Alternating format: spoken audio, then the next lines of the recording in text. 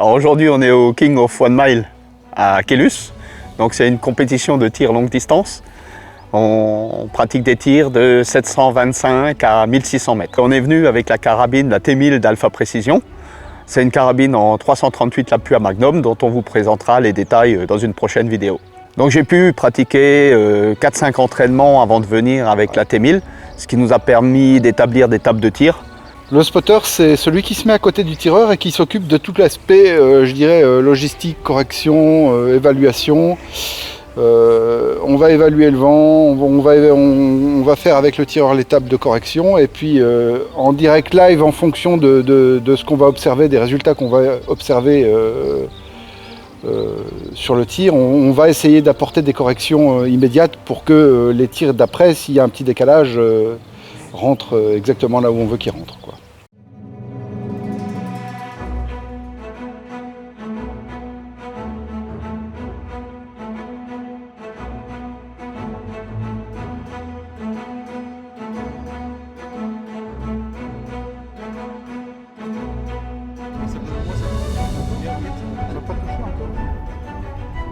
Il y en a qui vont toucher.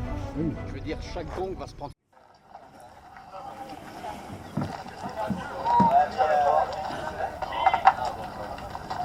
Bon, arrivé sur place, c'est à moi de tirer. Et là, je me rends compte qu'il me manque un truc essentiel. Mon spotter. Où est mon spotter? Il est où? Je cherche le spotter. Il est où? Non, j'ai cherché ce Patrice! Alors? En fait, je suis déjà surbooké là. Ouais. Il est déjà en train de tout calculer. On est dans les estimations de vent, on regarde ce que font les autres. C'est hyper important de regarder ce que font les autres. L'expérience des autres avant de venir tirer, c'est... Oui. Et là, il arrive. Donc je fais mon job de spotter, je spot. Voilà. Mais là, j'arrive. Il a. Tranquillement, mais j'arrive. On va pas se blesser. Non. Surtout pas qu'il se casse une jambe. Non. Juste avant de spotter. Non.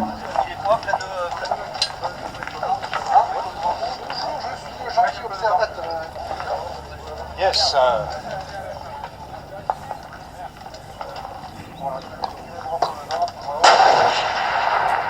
Ça évite d'avoir à faire le montage sur place.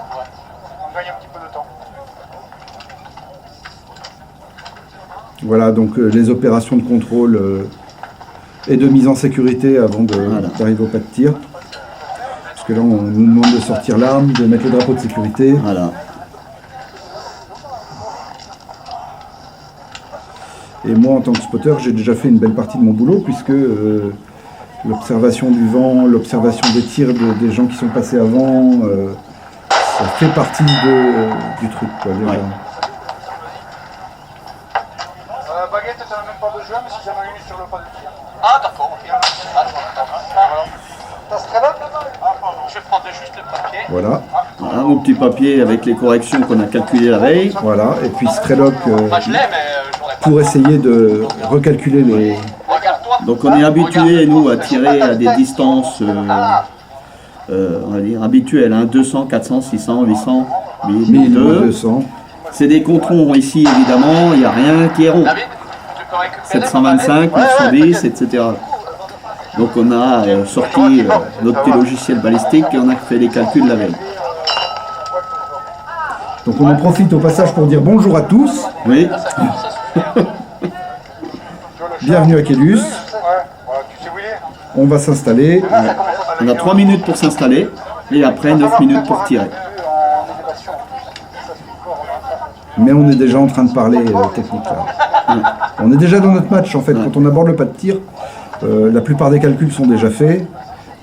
On jette un petit coup d'œil aux rudalises pour voir dans quel sens elles volent. Ouais. Donc il y a 5 cibles à des endroits différents. Donc on prend un peu ces marques, savoir comment il faut se tourner, où elles sont, bien les repérer. Moi j'ai revérifié le vent, j'ai revérifié la direction du vent. Je suis en train de faire les derniers petits calculs, les dernières petites adaptations de notre solution de tir en fonction des conditions actuelles. Donc la première cible, c'est ce qu'on appelle la cold bore.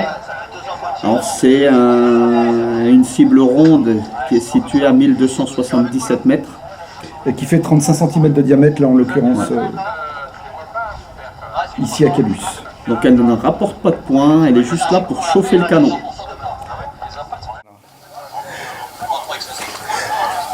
Comme il y a 4 cibles, il y a 4 positions à prendre. 5 cibles avec le CDR. 5 cibles avec le cold bore. Et le cold bore, c'est une cible qui est importante pour moi parce que c'est une distance qui est éloignée. Il faut que je prenne ça en compte pour tout de suite étalonner mes tables pour être bien à 700 mètres. Quoi, hein. Donc la cold bore, c'est une cible ronde de 35 cm qui est placée à 1277 mètres. Ouais. Elle rapporte pas de points. Non, mais elle vient d'être tirée. J'ai observé l'impact, je me suis rendu compte que l'impact était un peu haut. Ça veut dire qu'au niveau du vent, on est parfait. Il n'y a rien à changer en latéral. Et on est juste un petit peu haut. On avait un peu surestimé...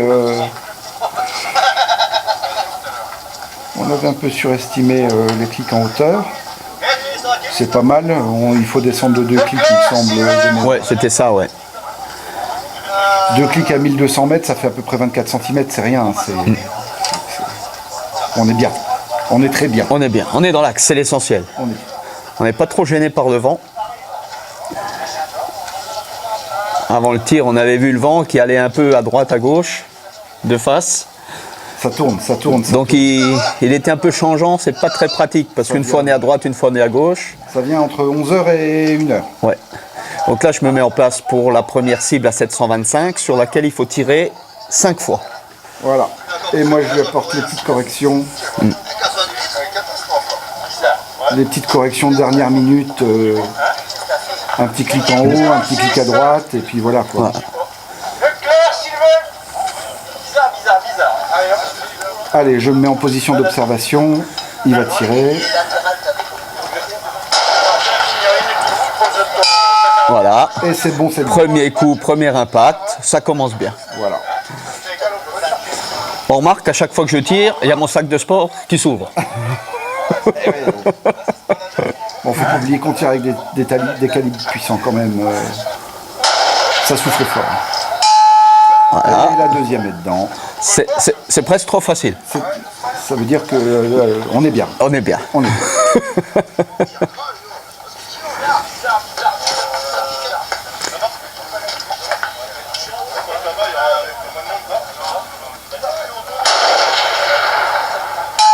Voilà, troisième coup au but. Et là, excès de confiance. Je crains que sur la quatrième ce soit ça. Ouais. J'ai lâché un peu vite.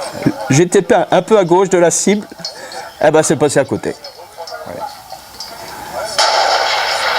Voilà. Et là, j'attends le ding et il n'arrive pas. Et ouais. Bon. Mais je pense que tu as analysé, tu as su ce qui s'était passé. Oui.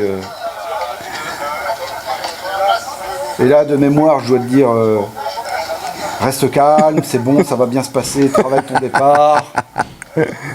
Ça Oui, va aller. oui, papa. Ça va aller, ça va aller.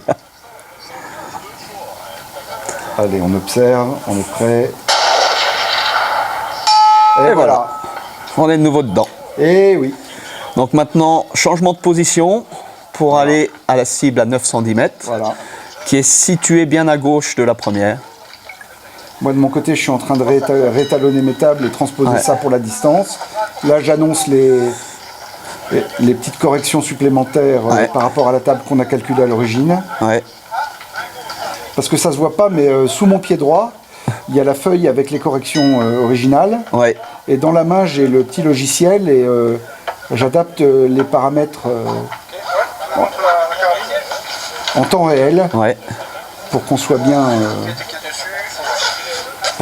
sur la cible suivante, quoi. Donc là, 910 mètres. 910 mètres.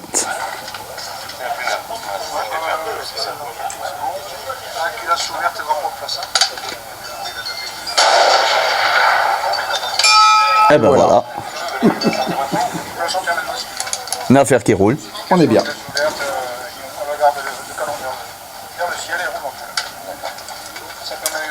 Il me semble que c'est là que tu as eu un incident de tir. Oui. Donc un incident de tir, la cartouche a été très dure à verrouiller. Donc dans le doute, J'ai préféré l'enlever. Parce que je me suis dit que si jamais je tire et que j'arrive pas à extraire la douille, Le match est terminé. le match est fini. Donc j'ai demandé à l'arbitre si je pouvais prendre une autre cartouche. Il m'a dit oui. Donc ça, c'est un incident où on a compris la cause après. Donc en fait, c'est une amorce qui s'est percée. Une amorce qui s'est percée et un tout petit bout d'amorce qui s'est coincé dans la chambre. Voilà. Et qui est sorti quand j'ai sorti la cartouche. Qui a empêché l'introduction de la cartouche Ouais, et qui a été correctement. éjecté avec la cartouche, en Ouais. fait, heureusement. Heureusement, oui. Ce qui nous a permis de continuer le match pardon, Ouais. Mais bon, dans de bonnes conditions. voilà. J'aime bien ce petit son. Voilà, voilà. Hein. Bon, plus ça avance, moins on va l'entendre, mais c'est pas grave.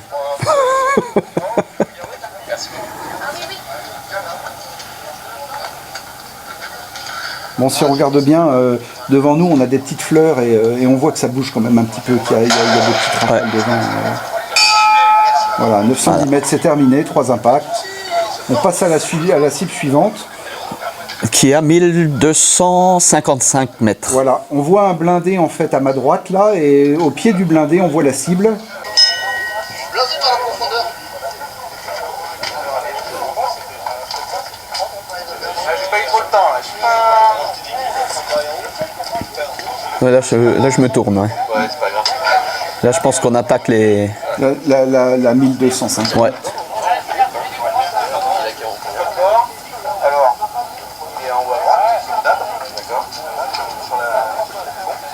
Après, on a 700 sur la gauche. Là, on attaque la cible à 1255. Et pas juste en dessous. Ouais.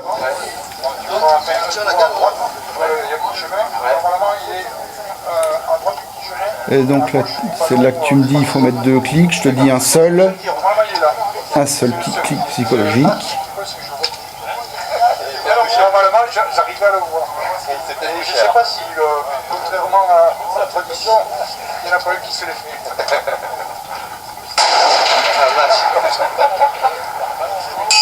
Voilà. Le clic suffisait.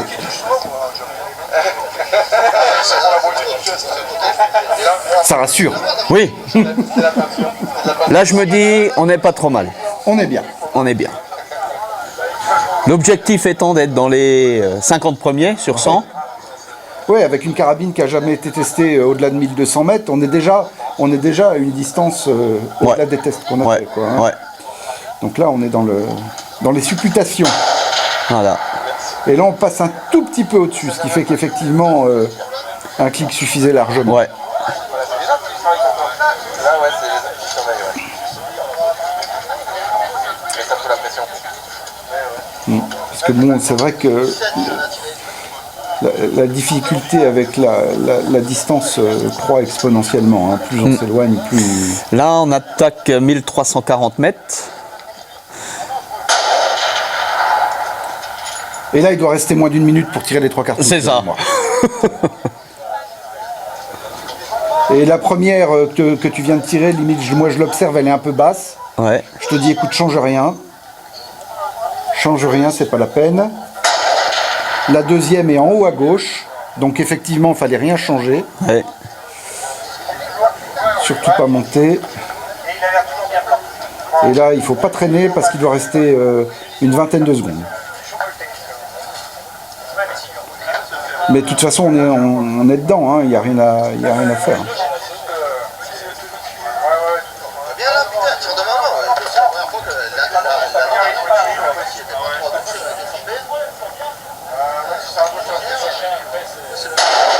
Voilà. Et la troisième doit passer en haut à droite. En haut à droite. Donc en fait, on a encadré le gong. à 1340. Donc ça confirme ce qu'on pensait, il y a encore un peu de travail. Ouais. Surtout au niveau rechargement, trouver une balle peut-être un peu plus régulière. Ouais. La carabine a l'air de bien se comporter, il n'y a pas de souci. Les corrections étaient là où il fallait. Ça s'est passé correctement. Ouais. Donc alors première. souvent on se dit 15 cartouches en 9 minutes, bon on a le temps. Bah pas tant que ça. Ben non. Je finis à 16 secondes de la fin du temps. On est venu à cette compétition pour présenter et mettre en ligne notre produit de tir longue distance, qui est la T1000. C'est sa première sortie en compétition depuis sa conception. On avait pour objectif de participer et d'essayer de voir un petit peu ce qu'elle avait dans le ventre. Alors la T1000 c'est une conception maison, donc on ne part pas de boîtier ou de mécanique existante, c'est quelque chose qu'on a conçu. C'est quelque chose qu'on a conçu en interne, donc réalisé et monté, fabriqué. Donc elle est montée en 338 avec un canon de 32 pouces. On a voulu essayer cette configuration-là qui est plutôt pas mal. Malgré le peu d'entraînement qu'on a pu effectuer avant de venir, ça a plutôt bien marché. On est plutôt satisfait du résultat, compte tenu du fait que ce stand est un peu particulier. Il est extrêmement vallonné, on a du mal un peu à appréhender les effets du vent. Même s'il n'était pas très important, il a quand même eu pas mal d'influence sur les impacts. Malgré tout, on s'en sort très bien. On s'en sort très bien. Je suis très satisfait de la carabine. Elle a parfaitement fonctionné, elle a rempli son rôle. Pour un prototype, c'est très bien. Ça présage quand même d'un avenir assez sympa et j'espère qu'on va pouvoir enfin bientôt la commercialiser. Alors, bien entendu, cette compétition elle a un niveau extrêmement élevé. Je pense qu'on s'adresse quand même à la crème des tireurs longue distance. Donc, on est venu se frotter à des gens qui sont quand même très bons, quoi.